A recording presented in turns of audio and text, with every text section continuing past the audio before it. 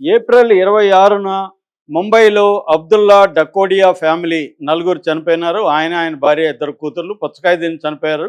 అప్పుడు పుచ్చకాయ మీద దేశవ్యాప్తంగా చర్చ జరిగింది. పుచ్చకాయ తినడం మానేశారు. 70-80% పుచ్చకాయ సేల్స్ పడిపోయినాయి. అయితే ఇప్పుడు ఎఫ్ఎస్ఎల్ ల్యాబ్ రిపోర్ట్ వచ్చింది. Forensic science lab report. పుచ్చకాయలో ఎటువంటి ప్రాబ్లం లేదు, ఎటువంటి బ్యాక్టీరియా లేదు, దాంట్లో ఎటువంటి ఆర్టిఫిషియల్ కలర్ కలపడానికి ట్రై చేయలేదు. పుచ్చకాయలో ఏం ప్రాబ్లం లేదు. కానీ పుచ్చకాయలో ఎలుకల మందు జింక్ ఫాస్ఫేట్ ఉంది. అలాగే వీళ్ళ కడుపులో ఉండే విసరాల్లో కూడా నలుగురిలో జింక్ ఫాస్ఫేట్ ఉంది. దీన్ని ఎవరో కావాలనే పుచ్చకాయలో కలిపారు అంటే ఇంజెక్షన్ ద్వారా కలపడం కానీ, పుచ్చకాయ కోసిన తర్వాత దాని మీద ఎలుకల మందు పోయడం కానీ జరిగింది. ఇది ఆత్మహత్య, హత్య అనేది ఇప్పుడు పోలీసులు ఇన్వెస్టిగేట్ చేస్తున్నారు. అయితే ఇంట్లో ఎక్కడ ఎలుకల మందు ఆనవాళ్ళు లేవు.